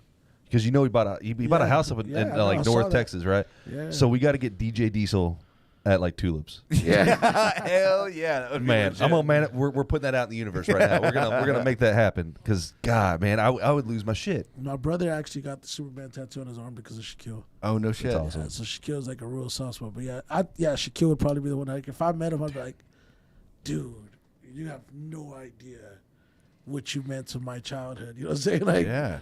that Shaquille's the shit. Yeah. How many times did you watch Steel? You know what? Out of all his movies, I didn't like Still. I didn't like any of his movies. Blue Chips is probably the one I watched the Yeah, most. Blue Chips is good. You know, that's I mean, because of Penny Hardaway. You know Yeah, what I'm saying? Blue Chip. Okay, Blue Chips was good. We're gonna. I mean, put air quotes on Kazam? it. Yeah. Nope. Just No. okay. No. No, yeah, me neither. Hey, me neither. what are your thoughts on Street Fighter? Like Jean-Claude Van Damme's Street Fighter? That shit sucked. Yeah. That Did shit you hate it sucked. whenever you watched it I as a hated kid? it. That was horrible. And I expected so much more. Like, what the fuck? You Yeah. made him Guile? Yeah. You know? Yeah, you don't even sound like an American. What are you doing? It's fucking horrible. Who wants to come with me? Yeah, You that's sounded a more Mexican. horrible casting. What pissed me off was at the time homeboy that played I Bison. forgot about that movie. Remember the Yes. guy? He was the Raul Julia. Yeah, he was from like- Adam's Family. Adam's- the Addams Yeah. Family. I'm like, yo, what the fuck? They got the guy from Addams Family playing Bison. Yeah. Like that shit was horrible. That was a horrible movie. Who was your character that you played with on Street Fighter? Ryu, always. Always. Always. Dude, I was either E Honda or I was Or Blanca, 'cause you cheating because you could motherfucker. fucking. And I had a Sega, so I had the Sega and I had the controller with. I had the turbo, yeah, so I could sit there and it's flip the fast. switch. You know Yeah, how y'all talking about Kids right with now? money. Fuck those kids. You know how he's talking about right now? He's like, if there's a movie that you watch, no matter what, you'll stop and you'll watch it. Like, if I see Street Fighter anywhere, I will make sure I stop and I'll play. I will always do. Like, Yeah, I don't care. man. Like, if there's a Street Fighter arcade at Tulips right now, we're stopping the show and we're about to go at it on Street Fighter. Hell yeah. yeah. You know, Dude, I love it, man. I love it. Still, though, that's a shiesty move to pick E Honda or Blanca. Because I know. I'll beat the shit out of him. Anyway. Hey. You know, that's the challenge. I liked will. Vega. Oh yeah. Yeah, Yeah, climbing I- up the fence. Everybody Yeah. would say like, "Where'd you get Smoothvega from? Was it because of Street Fighter?" I was like, "No, it wasn't." But that's funny. He's like, but it kind of was. No. I never liked Vega. This is what's great is because we're all about the same age, and so Yeah. we've got that same like we grew up with the same stuff, which I love because we can actually talk about it. You know. But now we have adult money, we can afford it. Yeah. Because we couldn't afford that shit growing up. You know, it's hell funny no. that you talk about adult money, right? So whenever I was a kid, I used to go to the store, and I always wanted like the junk food, the snack foods, right? The ice creams and the shit like that. Yeah. Yeah. Now as an adult, I actually act on it. You know what I'm saying? Like I'm like, oh, I always wanted that snack. So I'm making up for all that time that I was a kid. I'd buy and it never fails when I go to the convenience store. I have to buy some shit that I wanted as a kid. It's so fucking That's weird. funny. You know what's it's- funny? I'm the opposite. Like, I feel like I still can't buy those things. Like, I am a grown up with grown ass money, and I'm still like, no, I probably shouldn't. Not because my weight, because obviously I don't give a shit, but like I can't afford it or something. Like, it's just like one of No, those things I'll- that seems man. so distant still. It's very rare. I didn't have a I didn't have a concept of like money as a kid, and so like I would tell my mom Well, like, no, if- you had the controller with the speed thing. Of Dude, course you fucking did. No, asshole. I saved up my money I saved up my allowance for a fucking year. You got allowance? Yeah, man. What the fuck is that? Jesus Christ! Like $5 or whatever. It wasn't anything, man. It was like $5 or whatever. I saved up money. I did whatever to get the money. I saved it up for a year to buy that Sega Genesis. How about that guilty pleasure? I bought it at the Best Buy. Because mine was like paletas, like you get outside of church. Yeah. You know, I would always, we can never get those. Dude, that's And the best thing so about I would living in my always neighborhood. Go to like the But paleterias and I don't know what it's just anything, bro. If I see a fucking you know, did you see they discontinued the Choco Taco? tacos? Yeah. That's Like, sad. you know what I'm saying? What? I know I saw somebody just posted on my feed. What was it? Which restaurant? Was it Taco Bueno that had that? No, they had them on like you could get a Choco Taco. I think it was Taco Bell back in the day. It might have been Taco Bell. One but of those. it's a Klondike. Yeah, it's a Klondike. But I'm just saying in general, like if I see that right now, I'm gonna buy it. Yeah, you better buy more than that. Because you ain't gonna find it no more. I know, but I was like, man, but yeah, anything that I saw that I was just like, man, if I just want a goddamn McFlurry, I'm just gonna pull up and buy a McFlurry. Oh man, my mouth's watering. I want a Blizzard right now. Are we about to go hop around and get Choco Tacos like we did Four Locos back in the day? Oh, my They God. cut them off, and we just go all the stores and buy as much as they have. Yes. that's the thing is it's like as an adult, I like that mentality because it's like growing up, I didn't realize like number one we were single income family, and I didn't know that. You know, my mom didn't work, but I thought, well, my dad makes enough money, and then I look back at it, and I'm like. We ate ramen a lot, like and my mom would like fix it, doctor it up or whatever, so it wasn't like the same thing every single time. But we had ramen a lot. We had beans and weenies. I loved that shit. That was like that was Dude, mac and it's so cheese funny. and weenies. It's so funny you say that. My mom used to make me egg and cheese sandwiches, and it was like that was like my meal for every day for like I don't know how long. And I always tell this to my wife. I was like, I grew up not knowing that I didn't have money. Yeah. I thought I had money. At the time we owned 2 houses, and they were next door to each other. We're still in the hood, but we had 2 houses. We had working vehicles. My mom would own a record shop, and for the most part, I had everything I wanted as a kid. The toys, the video games. Mm-hmm. But as I got older, I'm like, fuck, dude, they did not have as much money as I thought they did. Eventually, the houses, they lost them. Eventually, they went bankrupt. Eventually, they lost the business, and I just remember kind of growing up, understanding like, damn, I don't like. It's just crazy from an adult perspective in terms of financial responsibility and stuff like that, and how different I look at that time. But what? To their credit, they did what they could to give us what we wanted. Yeah. Mm-hmm. So I had all the Super Nintendo games and all that stuff. I had every gaming system up to about the PlayStation, and at that point, that's whenever we started having to do it ourselves. Yeah. But it's funny because now, whenever I look back on those times, I appreciate it more. But man, there were so many of my friends that didn't have that. Yeah. And they didn't have that, and I was like, damn. So they literally sacrificed the money they did make to give us what we wanted. But it's a crazy time, man. It's a crazy time when you really think about like adult money now that you're an adult. Well, you appreciate it a lot more too. For sure. It's just something that wasn't there that you don't realize, and your parents do a good job. Like the same thing with mine. We were never without. Yeah. And thankfully, my mom had to work a lot, and of course, parents were divorced, and that you struggle a little, and you don't see it because your parents work hard to take care of you. So. For sure. So now that you're an adult and you can actually work and do things and whatever, let's get into what musicians are you like? What can you tell us about the musicians you're currently working with right now? So the only artist that I'm actively working with at the time is XB Valentine. Okay. Now, I think that when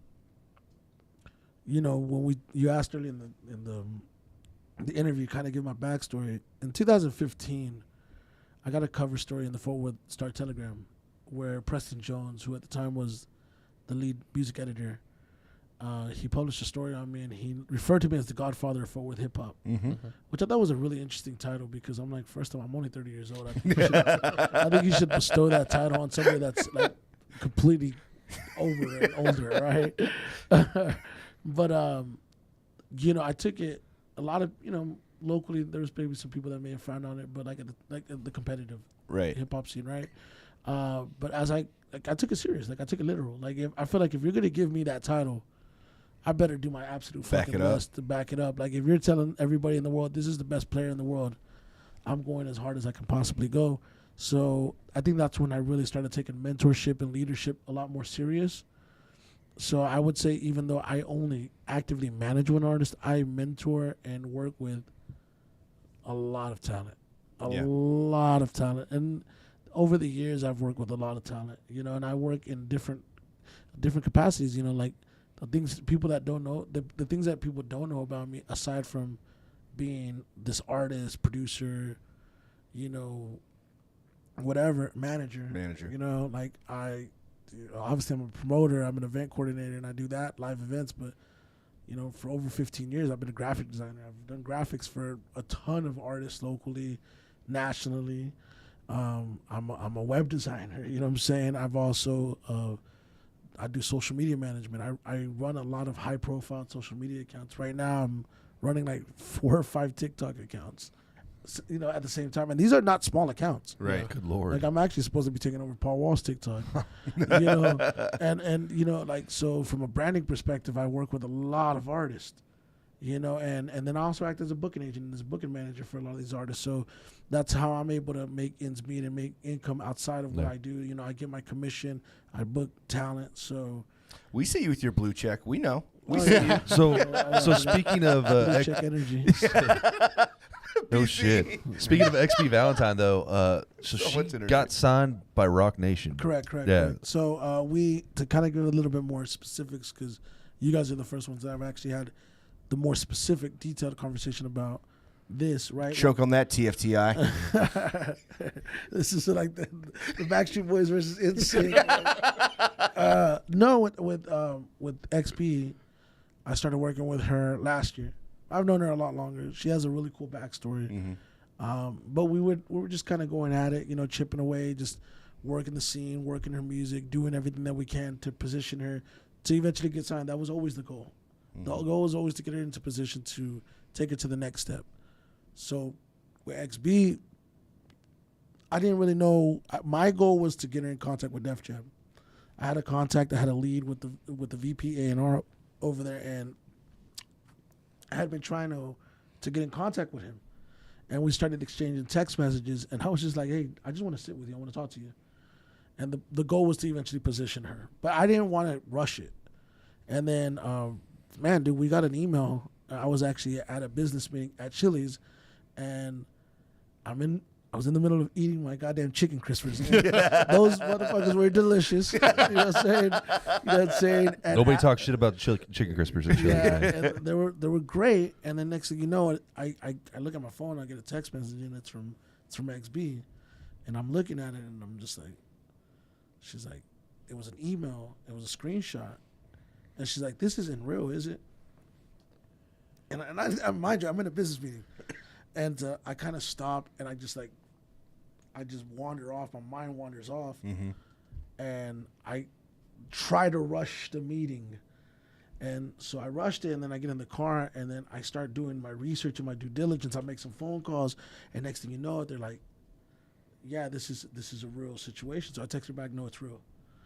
And then I told her exactly what to do. I go, respond, because this is another thing. My contact information is on all her websites, except her website. So, like, you know what I'm saying? So, like, the website got an email, and it went to her. Yeah. And luckily enough, she was proactive enough in reading it and proactive enough in responding to them. And then she replied on, and she CC'd me in, and then I took over. And then, yeah, man, we ended up going over there, and, they kind of gave us different options, different opportunities. But one of the things that they gave us was the opportunity to do like a distribution situation with them.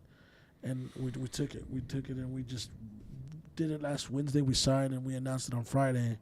So it's really cool because, I know that I've condensed the story. Yeah. Right. But, man, being around the music scene 20-plus years, it's very validating and rewarding because I had never, prior to this, despite all my years of experience, all my years of booking artists, and all my years of working with national talent, had never walked into an office, a label office, until I went to Rock Nation in New York. I mean, in New York, right? Yeah, Y'all were there, yeah. Yeah, we were in Manhattan, you know what I'm saying? And I had never even been to New York.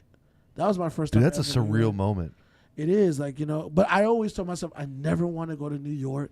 I never want to go to Times Square until I have a reason to be there. That's a hell of a reason, And dude. that was, when I walked in there, like, I was like, what the fuck, dude? Like, this is Jay-Z's, and then the day that we were there, LaMelo Ball was the floor under us because they have the Rock Nation Sports. Yeah.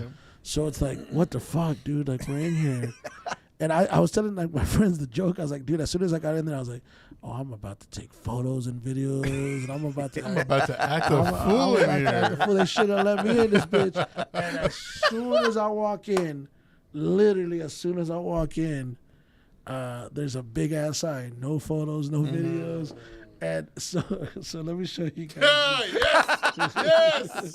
I just want to tell you, it's a dream of mine since, like, growing up to get a Rockefeller chain. Like, that's my thing. Like if Rock Nation had like a Dude, podcast division. Check this out. So The Flippers are playing. no. So yeah. she's sitting down, and she's right here where you're at, and it says no pictures, no video. So I asked the guy, "Can we take pictures?" He's like, "No, man, you know, you can't take pictures. If they let you, you can. But the security guards just doing their job." So then I asked the guy, "Can we take pictures?" They're like, "No, we can't." So I'm just kind of sitting down, and we're waiting in the lobby, Yeah. and she's right here, and I was like, "Hey, get down, get down." I started taking videos. It's so funny. As soon as we left, I was like, post it and put it online. And she posted it online, and because they told us at the meeting, they're like, they have a social media department on the second floor, third floor, and they made it seem like it was like, you know, those movie scenes when you see like the big old screen, the big old screens with like the submarines and shit, where like they're like, and so they're like, they have a social media department where they have everything in there, and yeah, I was like, nah. They're like, it's all for social media activity. They monitor everything that's attached to Rock Nation. Believe it. And I was like, really? So then we left. I don't know why I didn't even think to put one and one together. I was like, post that photo right now. She posted it. Man, dude, we weren't even up the block. They're like, they call us, have XB Valentine take that photo down. Shit. I saw it posted. I remember it. Yeah, I saw it too. 'Cause I was like, oh, fuck. I actually told Chad, I'm like, hey, you see that fucking... Hell yeah. You want to know what I did? And then I told her, I was like, well, they said us not to post a picture. They didn't tell us not to post a sticker. So we posted the sticker of our name tag while we were there. I was like, just make sure you delete any names on there, or like Photoshop it out. But yeah, it was super surreal. It was a great moment, you know. And Hell yeah. you know, for her now, I think the next step starts. I mean, it's just, hey man, you know, a record deal is not a guarantee of success. Yeah. Absolutely. But it's definitely you're in position now. Hell of a to step. Where, you're in position now that you have some support and some resources that are available to you that could potentially change your life and your career, you know?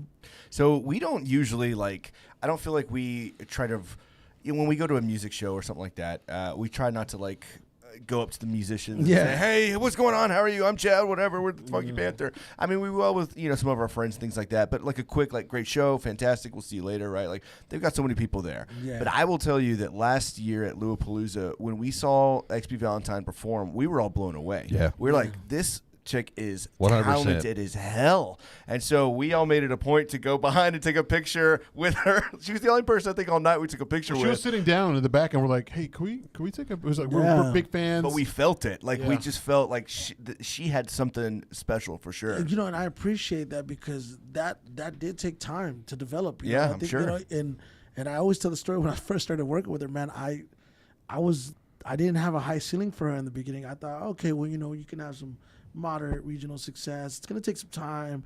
I'm giving the whole long game conversation. Yeah. And by the time we got to Lollapalooza, I would say that shift started happening where you started feeling like, okay, this kid might be onto something now. Mm-hmm. You know what I mean? Like the way you command. It's not just the way that the stage command or any of that stuff. It's also like the quality of the music. Mm-hmm.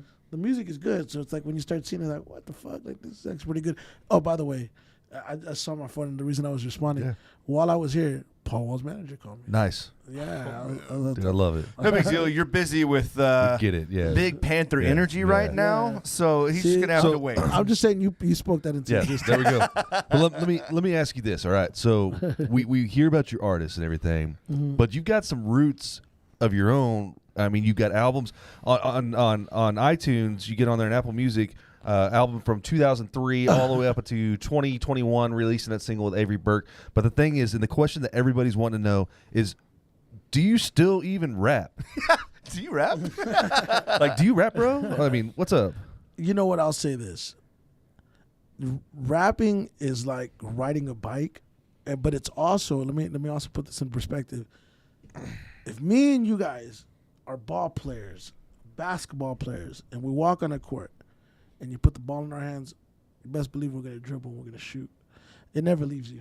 Yeah. And I've been able to do a lot of stuff through XB. From the production standpoint, it's given me a lot of hope. Not hope, it's given me a lot of fulfillment to be able to take my experience and offer it to her. But when it comes to rapping me, oh man, So here's the thing.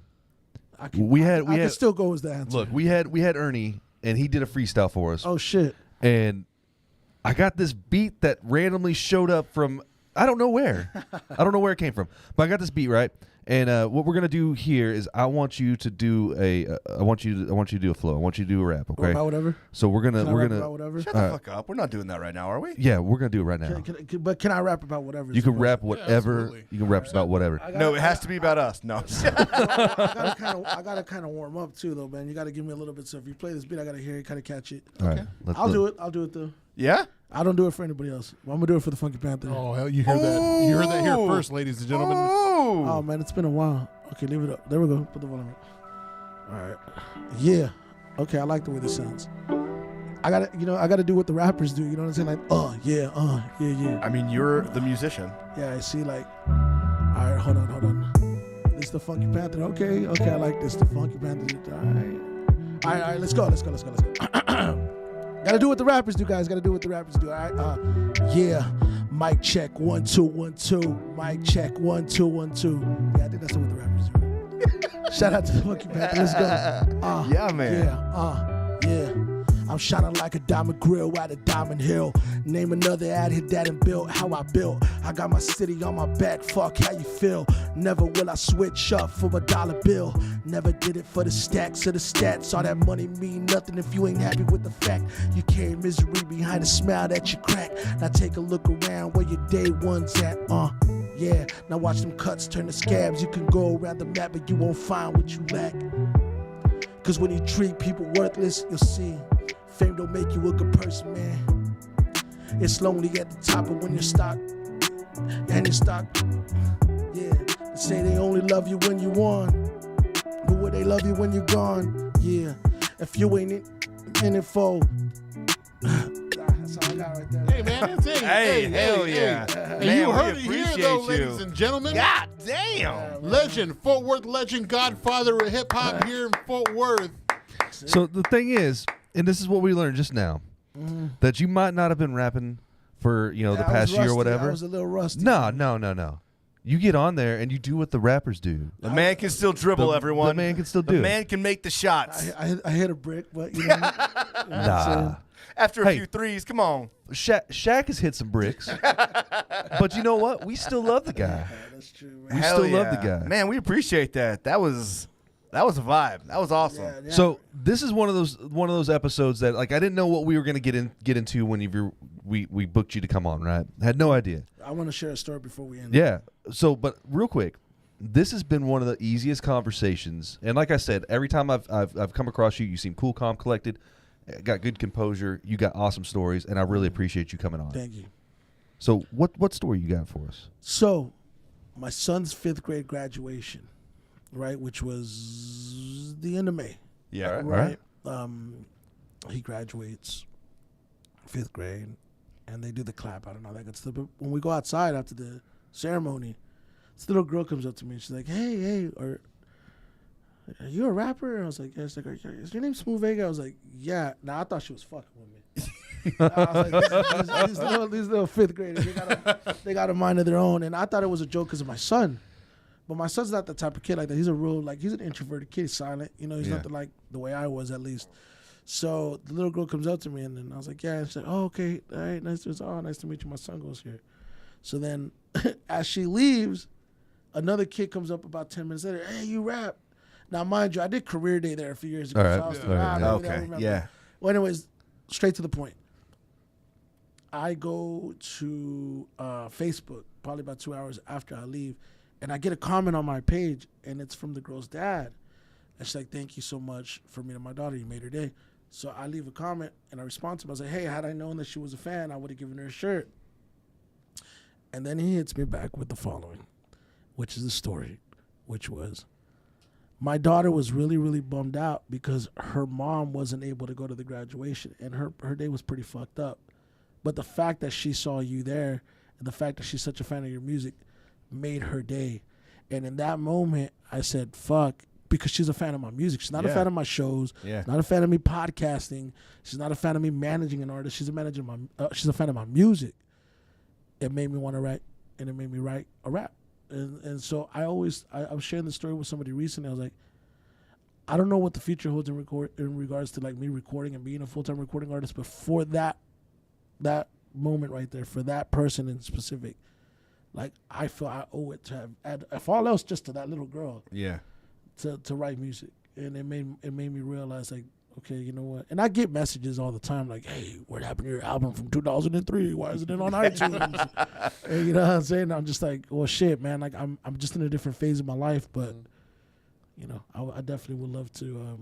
Man, when you make people happy like But that. you got a little kid coming up to you and like knows your music and it's a complete different generation at that. Yeah. It's fucking crazy. I'm like, yo, how old are you?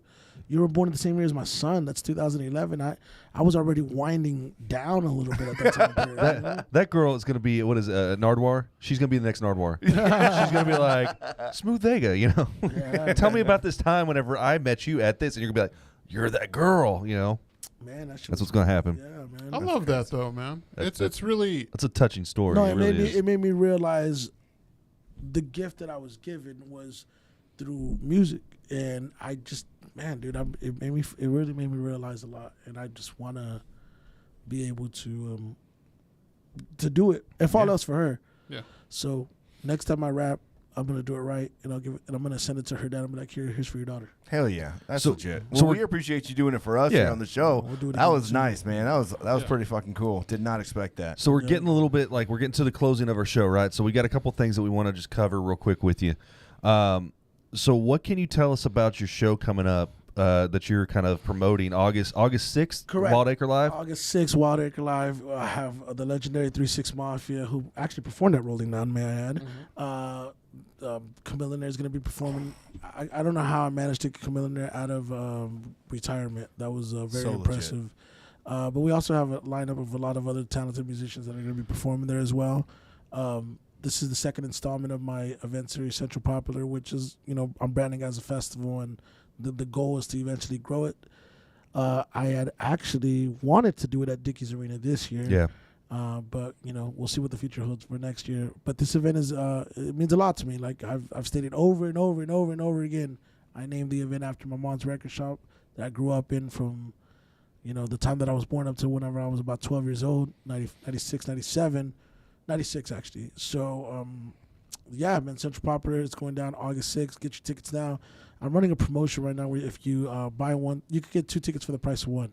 Buy one, get one. And where do they get those tickets at? You get them at centralpopular.com, on Eventbrite, but centralpopular.com. Okay. CENTROPOPULAR.com. And I will say this because, you know, maybe this is the clip, right? This is an event that's for Fort Worth, by Fort Worth. I'm a homegrown guy. I'm from Fort Worth, Texas.